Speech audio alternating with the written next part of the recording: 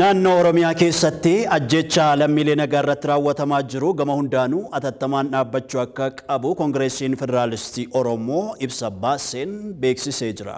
Ajjeechaa naannoo Oromiyaa keessatti geggeeffamaa jiru ilaalchisee ibsa ejjennoo paartii Koongireesii Federaalawaa Oromoo irraa kenname biyya Itoophiyaa keessatti jijjiiramni qabsoo ummataatiin sirna mootummaa abbaa irree Adawaayii ofirraa kuffisuuf geggeeffame butamee ce'umsi gara dimokiraasii godhamu erga fashalaa'ee as waldhabdeen siyaasaa walwaraansa lubbuu namoota nagaa kumaatamaan galaafatee erga dhalate bubbulee jira.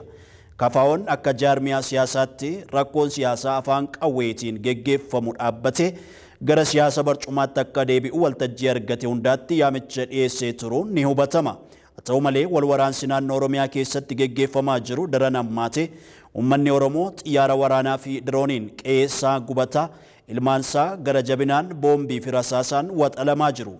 Humni aangoo mootummaa qabatee biyyan bulcha jechaa jiru rakkoo siyaasaa furachuu dhabuu isaatiin nan furadha yoo jedhe ammoo qawwee qofaan jechuun humnoonni isaa namoota nagaa irratti tarkaanfii gara jabinaa fudhachaa ajjeesaa manaa fi midhaan irratti gubaa kaan buqqisaa jiru. Kana malees darbee maqaa tarkaanfii farra riphee loltuu jedhuun humnoota finxaaleeyyii naannoo Amaaraa faannoo jedhamee beekamu dabalatee humnoonni addaa naannoo Oromiyaa fi naannoo Oromiyaa ala ijaaramanii mootummaan deeggaraman kan baay'atan yoo ta'u humnoonni kunis ajjeechaa namoota nagaa irratti bal'inaan bobbaafamanii jiru.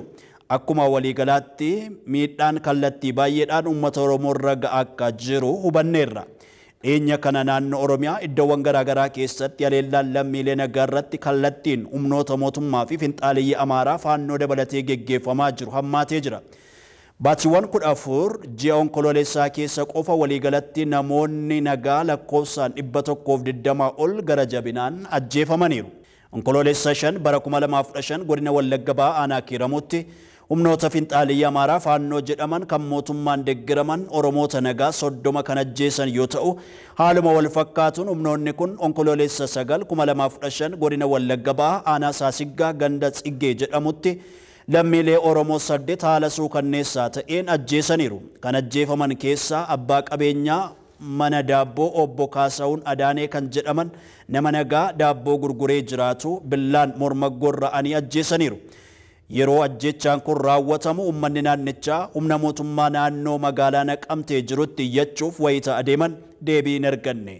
Uummanni miidhamni irra ga'ee jiru kun humna raayyaa ittisa biyyaa dhiyeenyatti maasaraa Kumsaa Morodaa qubatee jirutti lubbuu nu baraaraa jedhee iyyannoof yoo deemu qawweetti dhukaasuun akka bittinnaa'u godhamee jira.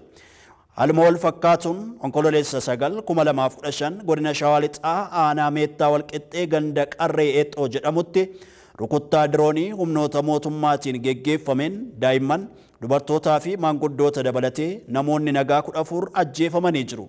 Haleellaa kanaan manneetiin jireenyaa fi manni barumsaa manca'ee jira.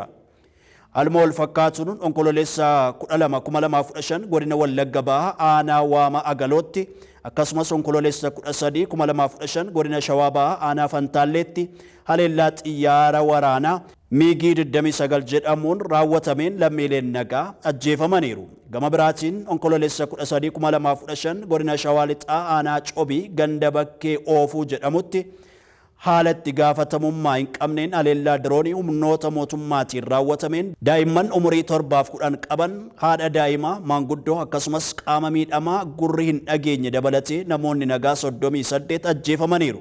Haadha daa'imaa Alamituu Jagamaa daa'ima umuriin isaa ganna 10 Qabbannee Tasfaayee fi qaama miidhamaa Tujaaraa Dabal Jabeessaa jedhaman bakka qonnaa isaaniitti utuu oomisha boqqolloo sassaabbataa jiranuu kan gara jabinaan ajjeefaman keessa jiru.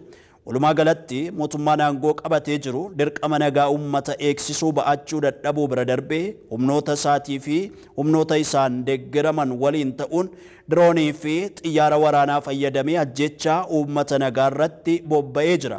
Ajjeechawwanii fi dararaan uummata Oromoo irra ga'aa jiru akka ukkaanfamee hafus haala qindaa'een odeeffannoon akka hin baane godhamaa jira. Kun ammoo yakka dhala namaa irratti raawwatee fi seera addunyaattis kan cabseedha. Kana waan ta'eef tokko uummanni addunyaa dararaa daangaa darbe uummata Oromoo irratti mootummaa biyya bulchaa jira ofiin jedhuun ga'aa jiru akka beeku. 2 miidiyaaleen addunyaa fi jaarmiyaaleen mirga dhala namoomaa dhimma kanaaf xiyyeeffannoo akka kennan gaafanna. Sadii dhaabbanni mootummoota gamtoomanii keessumattuu gumiin nageenya addunyaa dhimma kanarratti hatattamaan akka mari'atee qaamolee bilisa ta'aniin ajjeechawwan kunneen akka qoratamanii humnoonni sarbama mirga dhala namaa kanarratti hirmaatan akka seeraan gaafataman kallattii akka ka'an gaafanna. Afur jaarmiyaaleen siivilii biyya keessaa fi alaa kan mirga dhala namaa fi miidiyaaleen Oromoo gochaa gara jabinaa kana saaxiluun uummata isaaniif akka sagalee ta'an gaafanna. Shan ummanni Oromoo balaa irratti aggaamame kana hubatee qabsoo mirga ofii kabachiisuu jaarmiyaalee isaa cina hiriiree akka itti fufu waamicha dhiyeessina.